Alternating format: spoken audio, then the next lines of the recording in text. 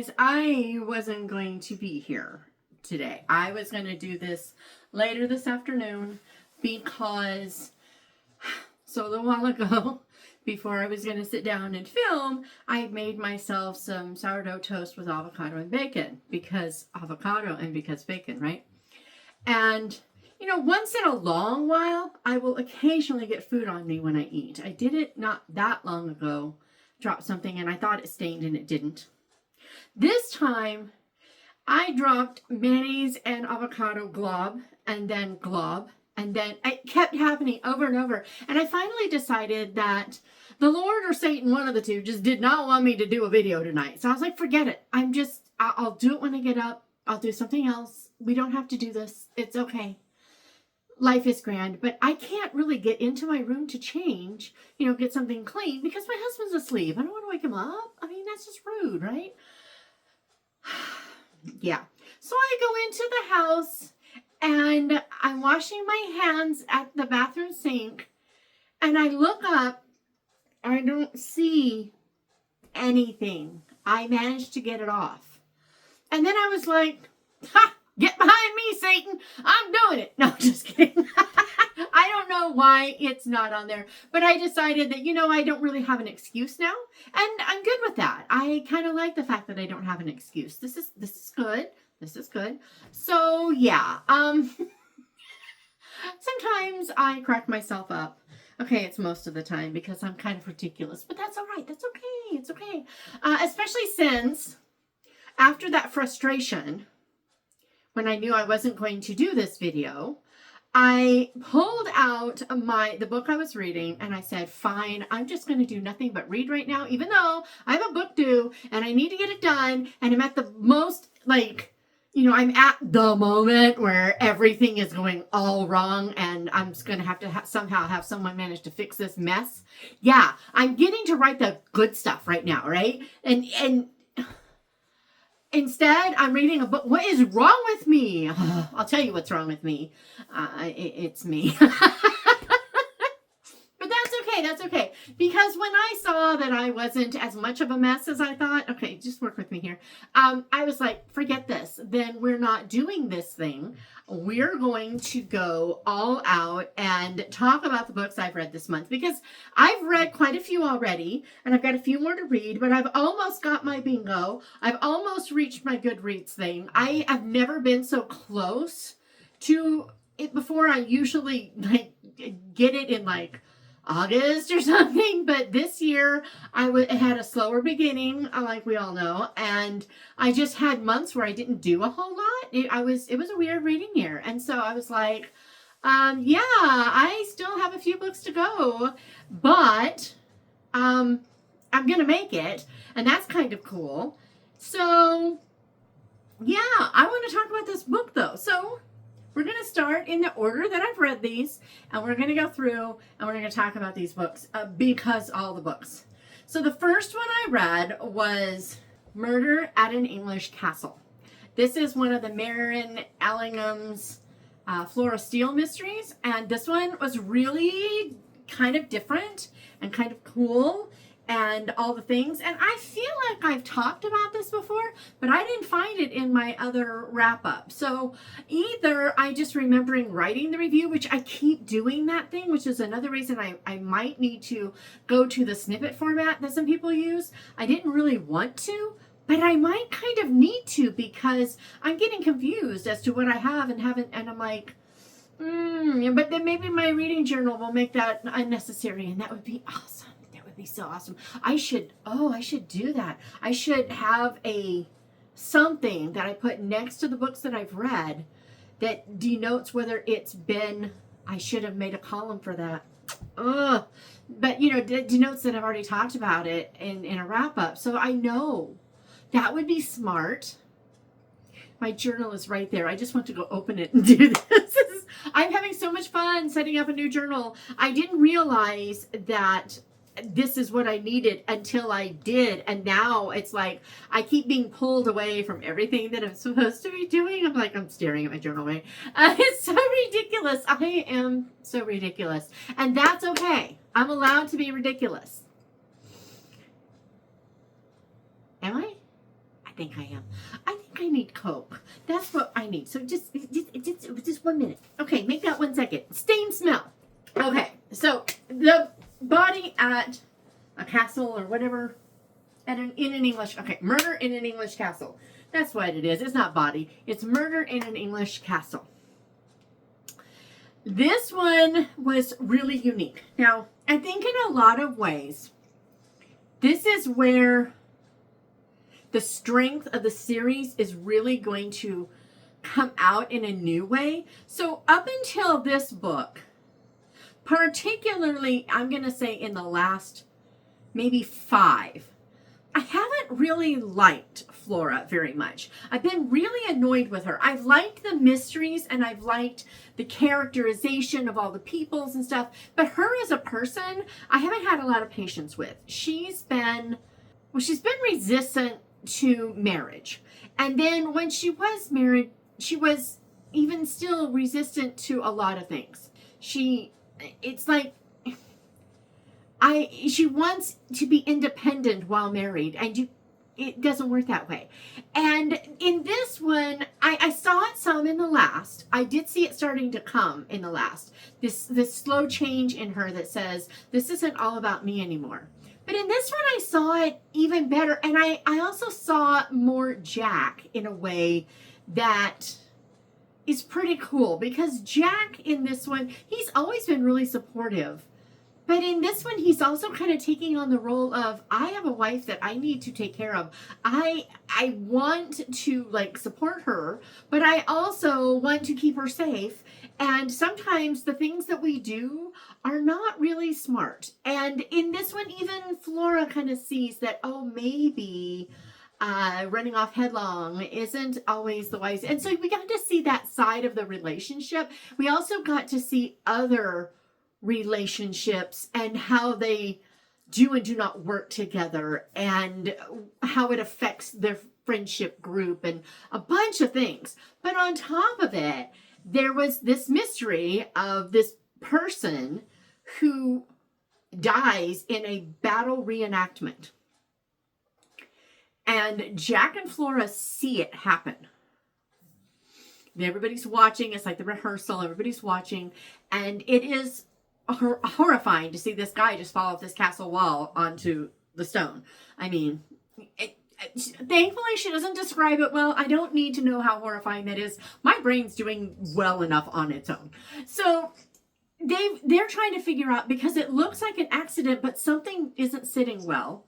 And then the guy who maybe could have been responsible, wasn't he? He comes to Flora and Jack and is like, I need someone to find out what's going on because they're calling this an accident and it's not. And then it's all about, was this an accident? Was it not? If it wasn't, then who would have wanted this guy dead? Why would they want him dead? All the things. Now, I did, if I recall, figure out who did it. Although I also kind of suspected someone else and would not have been surprised if it would. And there's this jerk in there. And if this jerk's wife had been the one to be responsible for this for some reason, I wouldn't have been surprised, but I would have been disappointed. So I was really thrilled to find out that things weren't what they seemed, and yet they were, and then yet they weren't, and all the things. But there were things that came out of nowhere, and yet you could kind of see that that she had led up to it, but it felt like you just got thrown for a loop, and where did that come from? And then you go, oh, wait a minute. It was very well done. In some ways, it might be one of her better mysteries, but it was mostly what really gripped me, even though the mystery was pretty good. What really gripped me was seeing the growth of character while they're still being who they are. It's one of the problems that I see in a lot of things is when characters grow, they kind of turn into someone else. Laura Heil did a brilliant job with this in her Persuasion retelling, where she's telling Elizabeth Elliot's story. And Elizabeth Elliot, she's this arrogant, self-centered, snobbish, awful person. She just is. And I don't find anything redeeming in her. My dogs are snoring again. Happy snores. I don't find anything redeeming in Elizabeth Elliot until I read Laura Hyles' book. And in comes this, is he an Admiral McGinty? Captain McGinty? His name is McGinty, and he's in the Navy, and he is so good for her. And they spar and, have repartee and all the banter and the good stuff. And she grows. She really does grow as a person. She becomes more relatable. She becomes more sympathetic. And yet, she's still Elizabeth Elliot. She just doesn't become Anne overnight or anything, which is sometimes what authors do. I know I find myself doing that, and I have to pull back and go, no, wait a minute. But this person is still this person. I'm seeing a good example of this. We're watching this show on BritBox. Oh, I can't remember the name of it. But in it, there is this woman. Wish I could remember the name. It's bugging me. But there's this woman in here who is, she's so certain of her own rightness that, and what she wants, she's gonna get. She just like goes all in, and she's constantly causing trouble, constantly offending people, giving out information that's not her business to give, letting people, saying something and realizing that someone else has taken it in a wrong way and letting it stand. She's terrible, okay? She's just terrible.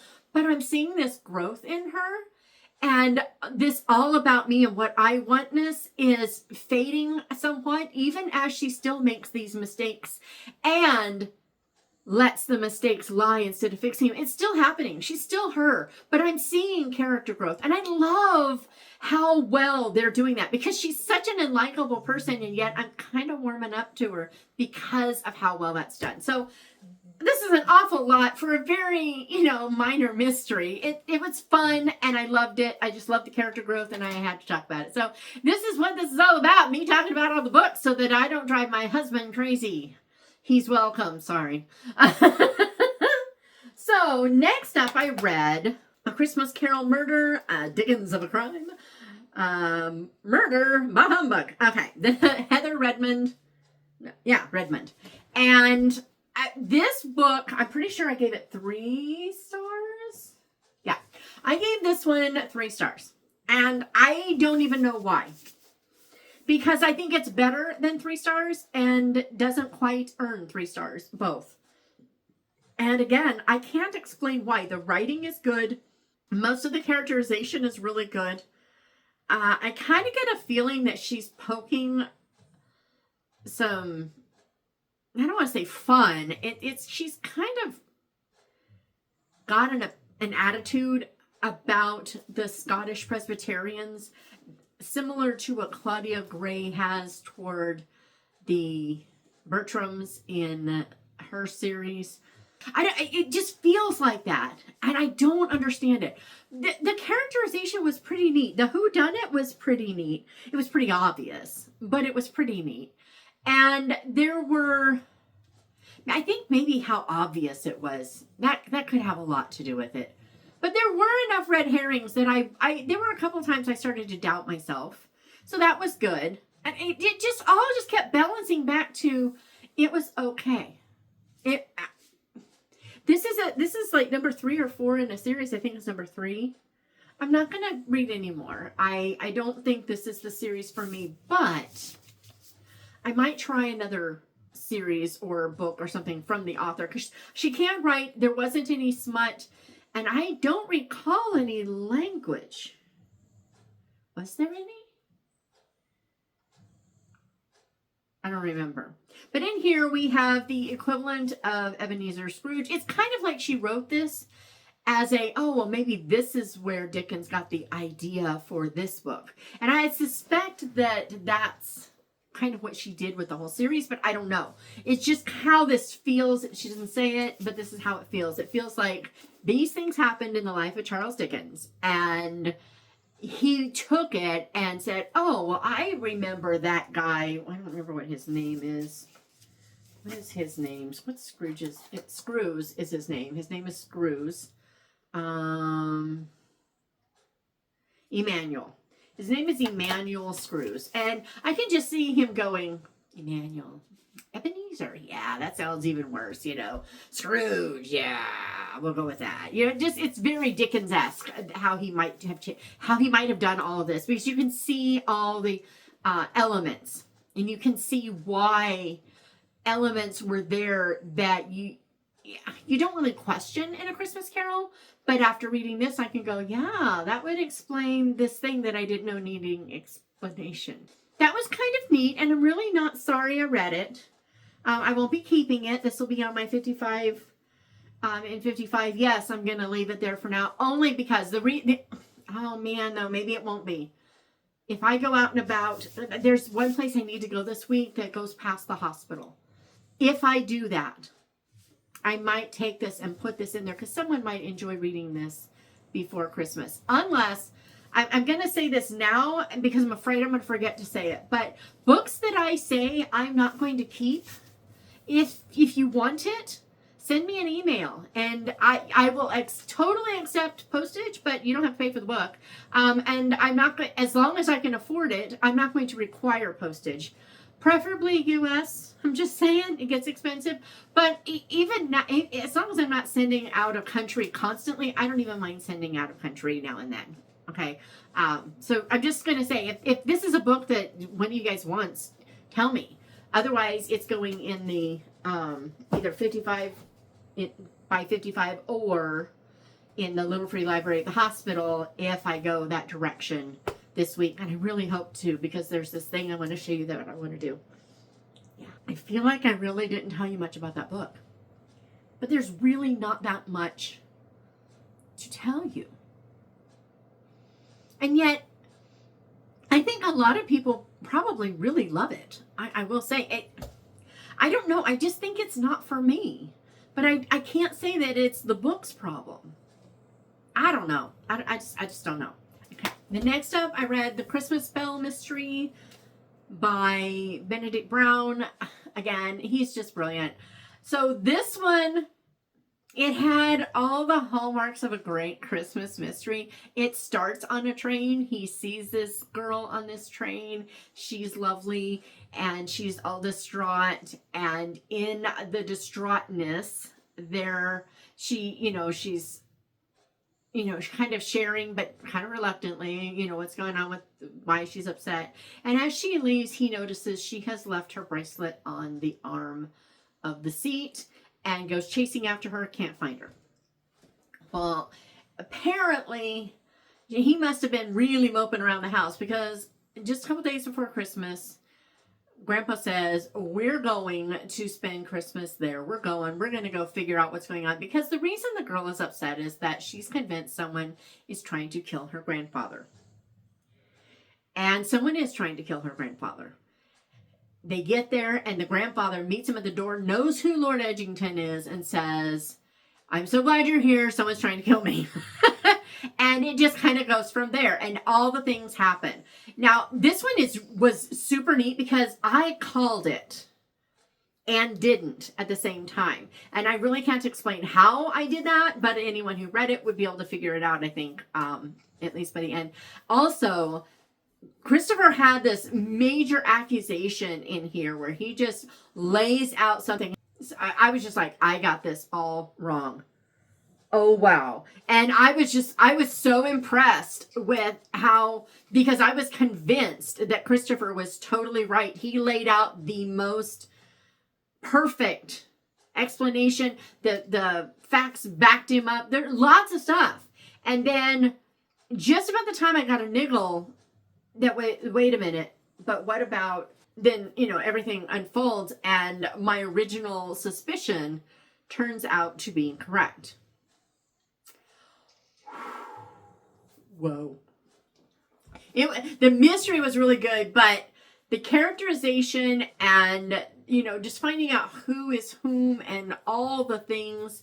And, so in the last It may not have been the last one. The one before the last. The one about Christopher's brother's marriage, that mother in that book is so awful. Well, it was like Brown was in the mood to just keep going on with these awful people, because this grandpa in this thing, I mean, I kept kind of hoping that he would get killed off sooner rather than later, because I just didn't like him. And Brown just does a really good job with characterization. He does a good job of laying out a mystery. He does keep it really interesting, and he's got skills there, but characterization, man, he really knows how to just draw you in and hold you in, and then, pull the rug out from under you, or shore you up a little bit when you're stumbling because you're like, whoa, wait, what? I mean, it was all good. So really loved the Christmas Bell mystery. Then I read my little bitty version of Letters from Father Christmas. This is not the full thing, I'm pretty sure. It has stuff from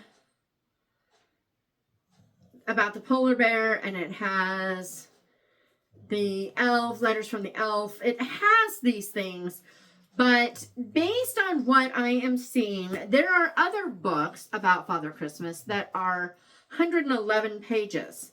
And I think this one is like 28. So I do not have the full one, but I did read this. This was delightful. I can kind of see who Tolkien is behind this. And I think I might read one of his works, a short story, something else that is closer to Hobbit-ish. And I might ease myself into Hobbit next year. But maybe not. Maybe I'll read that thing and go, whoa, yes, I can get behind this. Yes. So it was fun and it was nice, but I have a feeling I'm really gonna love the full one. So I need to order me a full one. I have not done that yet. And I feel like I'm probably going to keep this one, but I'm also very tempted to send it to my little granddaughter. I think she would like it. So I don't know.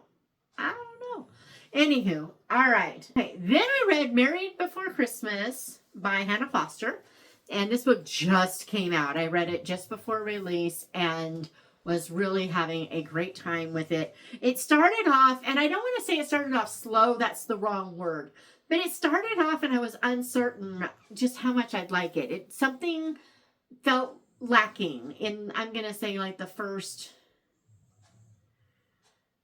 1 to 2 chapters maybe. I don't know what it was. I can't say, but I suspect, and this is just a guess here, I suspect it's because our main character, I can't remember her name. My name it's just gone. But the main character in this book is kind of unsympathetic at first, in the sense that she's, in a way, she's a little like what is her name with Alex, and I can't remember her name, in 12 Days of Christmas, where she's got a grudge against this guy, and she has a right to her grudge in the sense that what he did was valid. He really was awful to her. And was her name wasn't Hannah, was it? No. I don't know. I think the author's name is Hannah, so I think I'm getting it confused. But anyway, I think because she was so bitter and was grieving, so we're not our best at either time, and got horrible news in regards to the will, that I think it took a bit for me to like her, really. Okay, so the will states that she has to be married by the end of the year, or the property goes to someone else. And she has no idea why. But whoever she's going to inherit from has made this condition for the will. The property goes to the rest of someone else in the family, She isn't married by the first of the year. So she is on a mission to find herself a husband. Well, along comes this old nemesis who has become a Christian in the meantime, who has totally repented of his terrible behavior. He's tried to apologize and she won't talk to him. And eventually, they have to start working things out between them. And she keeps reverting to her habit of pushing him away and of not wanting anything to do with him. But he's pretty steadfast. He's not perfect. He borders a little bit on the too perfect, just barely. But he's just not perfect enough that, I don't think about it as I'm reading it. I thought about it later. So that was nice because it didn't really, mess with the reading experience. It's almost like she took on all the because she was, I don't want to say she was totally unlikable, because she wasn't. You start to understand and you start to care, especially when you hear just how awful this guy was. He was really terrible to her. And you understand, but I mean, on the other hand, you were a teenager, and this has been 10, 20 years, somewhere in there. I don't remember how old she is. I think she's pretty young, though. So, but it turned out there's so much rich faith in it. So much rich faith. And that moment where you decide, am I going to trust the Lord, or am I going to trust a past opinion that may or may not be relevant anymore? And then all the reasons why she's looking for someone else when there is someone right here who she at least knows. Her knowledge of this guy is kind of faulty. But on the other hand, she does know him, but she kind of knows him through a skewed lens. And so I keep wanting to say, they've known each other for at least a decade. Probably a lot longer than that. And maybe more like 15 years. They've known each other a long time. And yet, she knew someone else. She knew him before Christ. So does she really know him? I don't know. So maybe I don't know what I'm talking about. I don't know. But it turned out to be a really sweet, just a delightful book. I was glad to have read it. And I want to thank Hannah for sending it to me. She sent it to me for endorsement. And I totally recommend it. I like it. If you don't like strong faith in your fiction, you probably won't enjoy it. If you do love strong faith in your fiction, you probably will enjoy it, even if it has tropes that aren't usually your favorite. The forced marriage, there's loath to love, all those things that some people just don't like. Some of those, you might still like it because of the rich faith and the why of the marriage clause in the will. The why was pretty. I mean, I kind of figured it out. It's kind of obvious, but seeing it play out, you feel like you didn't figure it out, even though you knew all along, sort of. I mean, it's kind of obvious, but on the other hand, you get to that moment and you're just like, yeah. Maybe you feel you get a deeper underbelly of it. Maybe that's what happens. I don't know. But I really enjoyed it. Totally recommend it. Lots of fun. But it's a deeper read rather than a rom-com-y kind of read. I don't think it quite fits rom-com. Don't think it quite fits straight up romance. It doesn't. It's too deep and rich for a Hallmarky kind of Christmas book. It's just a great Christmas story. I loved it. And so I read that one. Then, where is my book? Oh, I don't have it.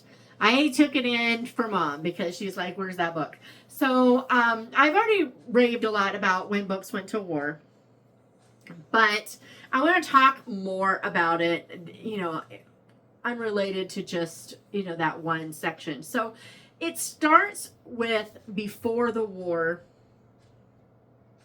and the burning of the books. This is that kicks off the whole book, is that the burning of all the books in Germany. And then the war begins and they start this drive to get a whole bunch of donated books. But the problem is that people were donating all kinds of books not all of them suitable, for one thing, but they're all hardbacks, which means they're crazy heavy and super expensive, not just to ship over to where the servicemen are, but also for these servicemen to carry. I mean, they're carrying these books. And I there was one guy, he packed his bags and it was like, he put 7 books in there, He's like, this is worth it to me. It was really cute. But so they started trying to work out different problems. Some of the books just, you don't need coffee table. I don't think they had them back then, but if you had the coffee table books, the big giant picture, that's not gonna work, right? They needed them to be as small and compact and lightweight as possible. So then they decided they had to print them, and they started printing, and they became it was amazing. There was this one story where they were in this remote place, and this guy comes out and he sees that all the men are clustered over here, and he thinks the mail must have just gotten here. And he gets over there and they're all like clamoring for the books. They sent letters to the board, to librarians, to the authors, these servicemen saying, yes, thank you. Sometimes they'd be like, this is a terrible book. Why did you put this in here? And other times they'd be like, we need more books but most of the time it was, thank you, thank you, thank you. Please send more. We need this. And it was huge. The British soldiers were so jealous of the Americans. And when the Americans would share with them, they would just be like, utterly grateful, because and it's interesting because Britain tried a similar program, but it was the British publishers that tried it, and it was more for their customer base than for the soldiers. So they were actually using a similar model and the same way that all this was done to be able to sell to the British people. And if those people happen to send it to us, servicemen, well, that's nice of them. It didn't work the same way, but it was interesting because in the beginning, a lot of the authors said, they were making sure that the author / publisher got a 1-cent royalty on every single one of these books.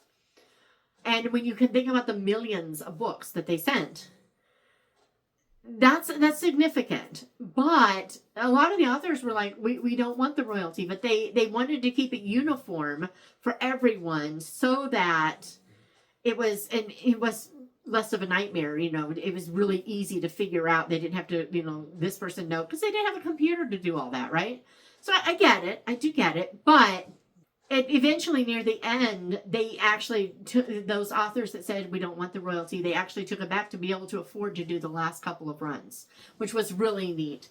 Also, like I said, the soldiers wrote to the authors. Betty Smith got several letters a week, and she responded to all of them. There was one soldier that she corresponded with through the whole war, just back and forth the whole time. And was it that guy or was it another one?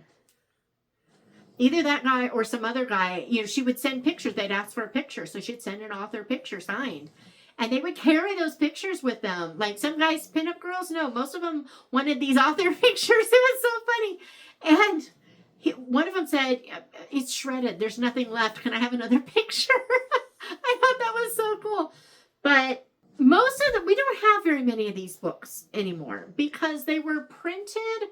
Basically, they took magazine presses. And so you've got a standard size magazine, right? Well, they took that magazine and they printed double columns on each page. So they print the magazine, they put 2 books on there and they cut them down the middle. So they were, wider than they were tall. And there were 2 columns so that you'd open it up and you have 4 columns of writing. And they would, they worked with margins and with everything and with paper. It was a little thicker than magazine paper, little thicker than newsprint, but it wasn't glossy magazine paper. And originally they were stapled in the middle. But then, for a while, they had to start gluing them. And one librarian was ticked off about the glue. She's like, it needs to be stapled so they can stay together. We need the strength. And they explained why they couldn't do the staples. And this gal was not happy. It was really funny. But the paper wasn't that great. The binding wasn't that great. And sometimes they needed way more copies than they had in a certain area. So these men would read so far and tear off half of it and give it to someone else to read while they would keep reading. And they went through mud, through blood. They went through all of it. And so there just aren't many copies left. I'd love a facsimile. I can't afford what it would cost me to get one that isn't, that's an actual whatever. Some men did make it home with a copy, and it just breaks my heart to know that, 20, 30 years later, those copies probably ended up in the garbage because later family wouldn't know. They wouldn't understand how valuable, not necessarily in dollars, but how valuable they were historically. And that just, breaks my heart. But, well, I lost my train of thought. Can't remember for the life of me where I was going with this. There was something else I really thought was super cool and wanted to share, and it's gone over the weekend. So, anyway, I highly recommend reading the book. One of the amazing things in it was that I don't recall foul words. There wasn't really a need for it. One of the best things is there's no agenda. The author isn't trying to push an ideological,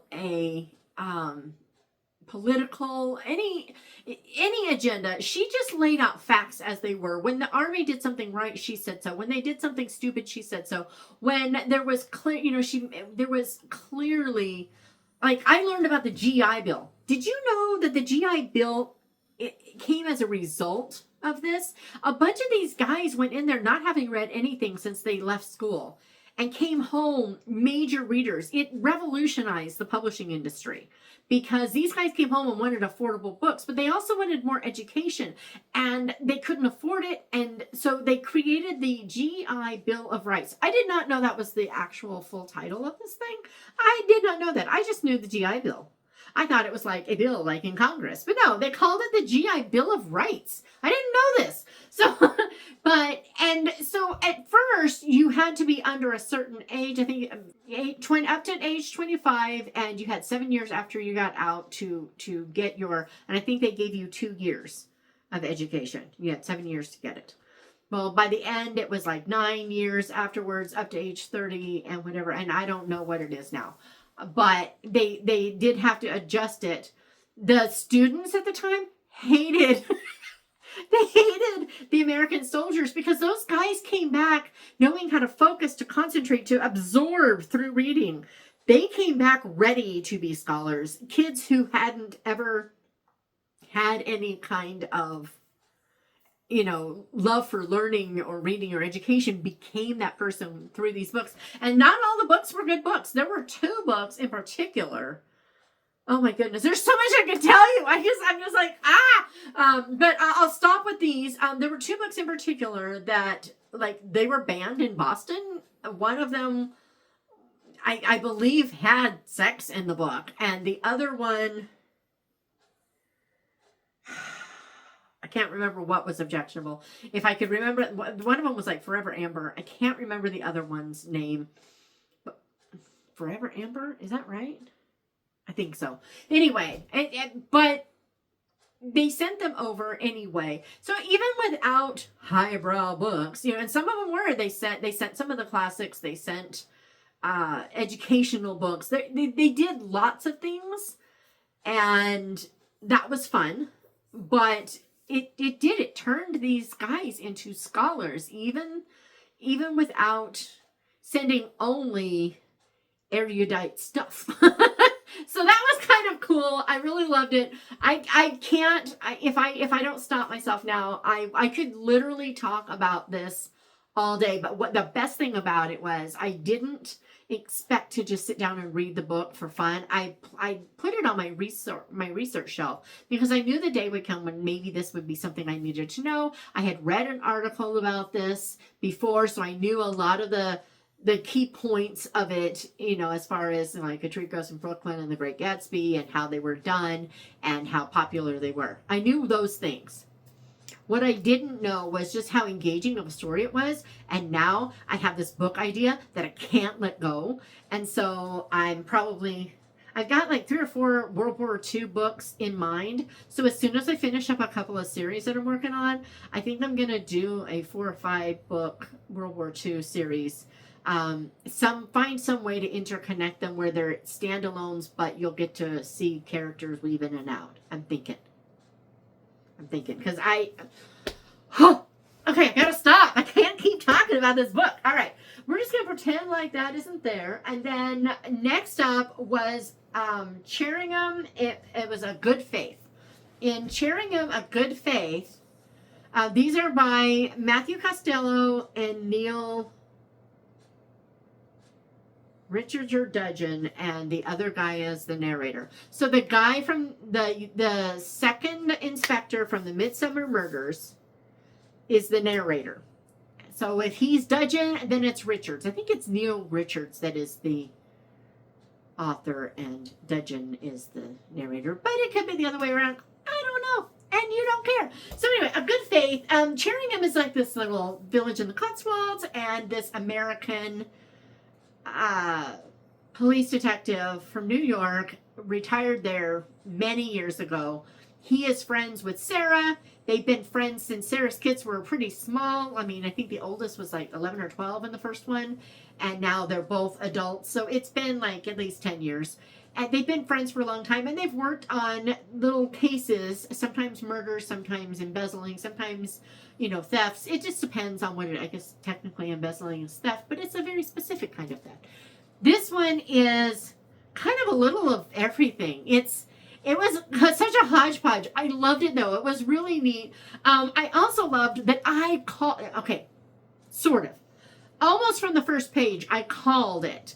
And yet, I also got it all wrong because just before I called it, I thought one of my favorite characters was gonna bite it. I thought he was a goner, and I was like, no, you can't kill him, no! So in this one, there is this big thunderstorm, and this guy sees something, and then they discover later that this silver chalice that has been in this church for 500 years is gone.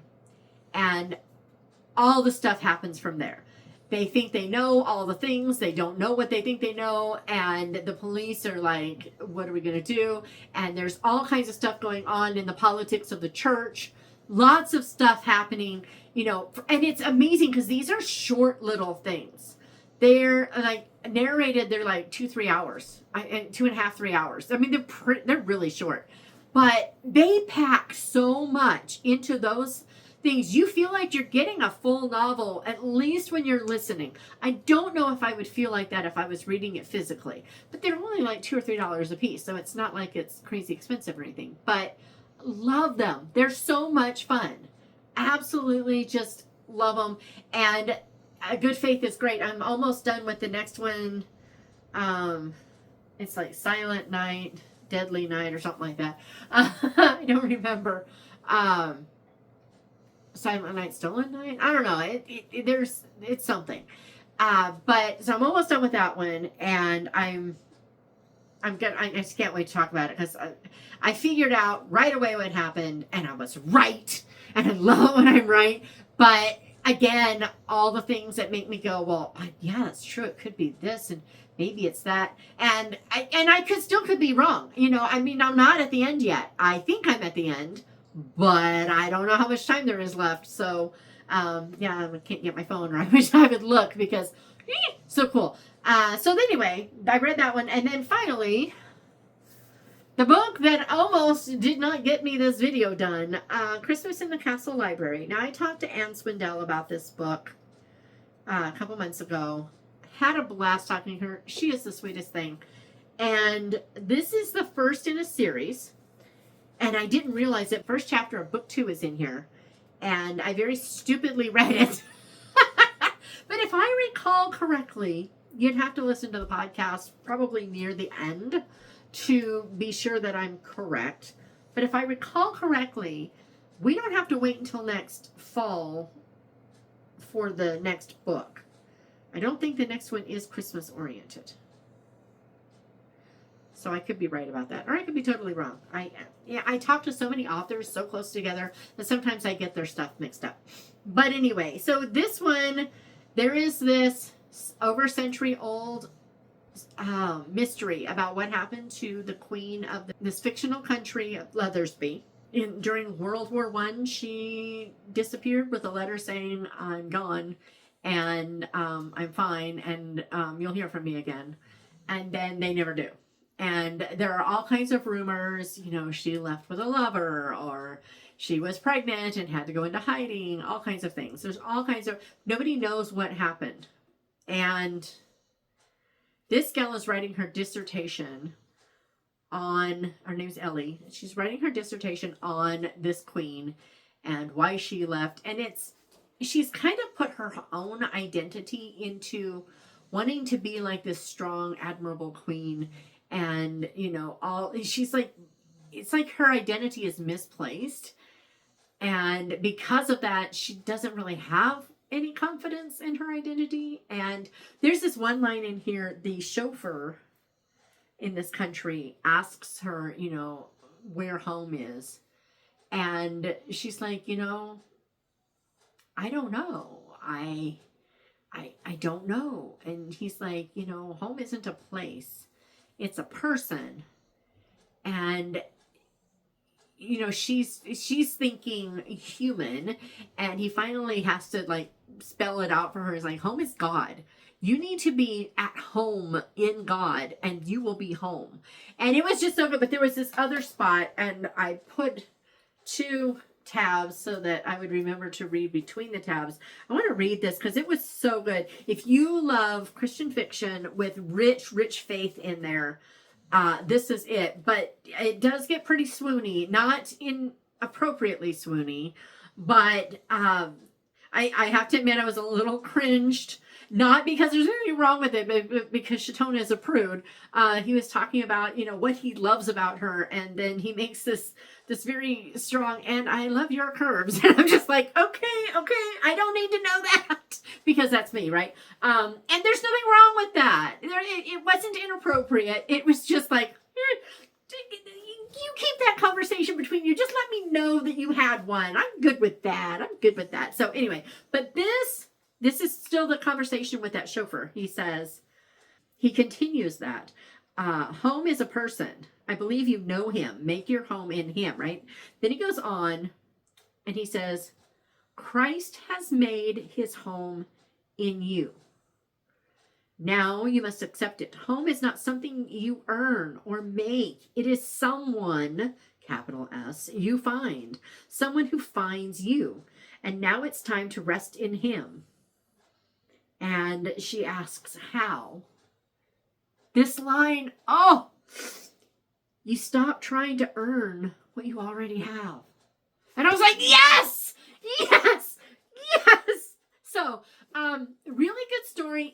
It's really cool because it takes some of the common,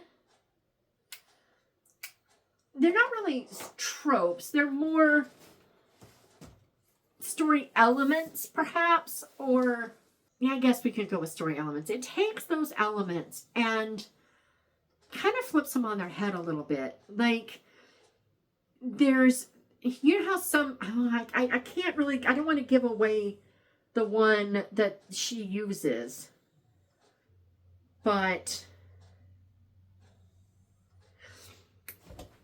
I'll come up with something similar. So, how, okay, I'll do it. I'll do it with my book because I can, it's coming, and it's pretty obvious from the beginning that this is going to happen. So I'm going to do it with the one that I'm writing right now.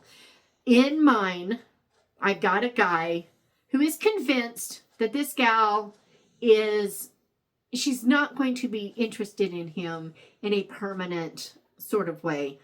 So he's setting up fake dating with her, but she doesn't know it's fake. Because for him, he just wants to figure out what dating is like so that maybe he can write his songs better.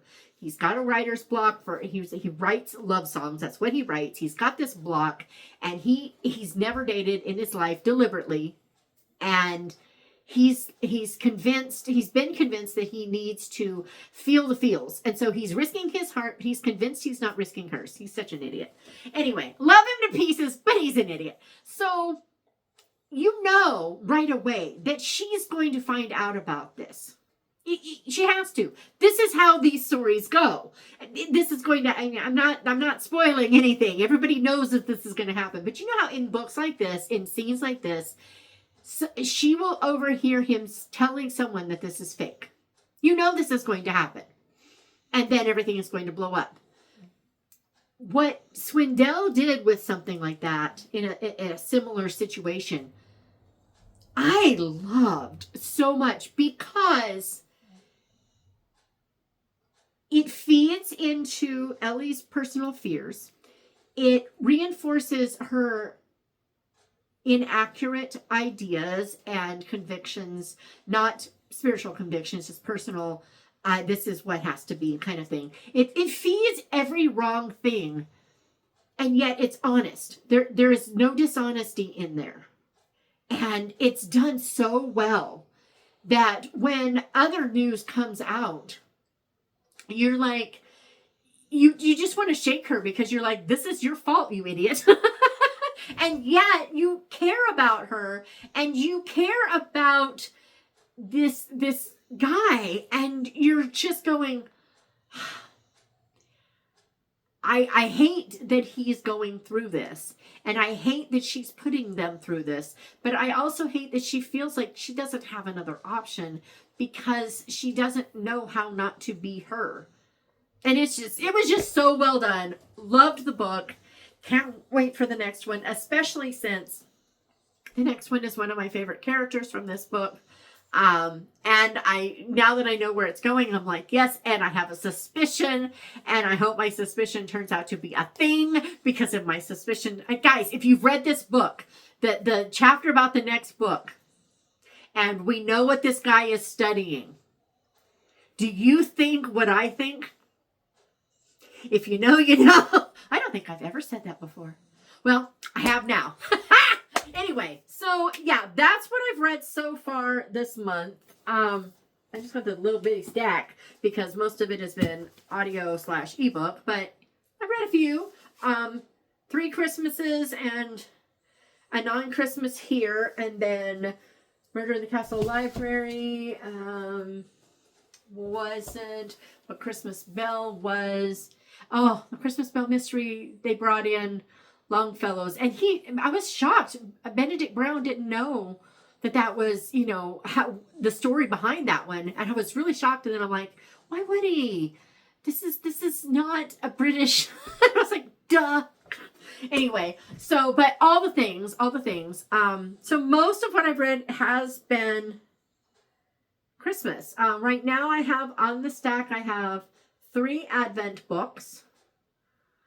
And I have, If the Stars Awaken, still haven't finished that. Haven't even touched that yet.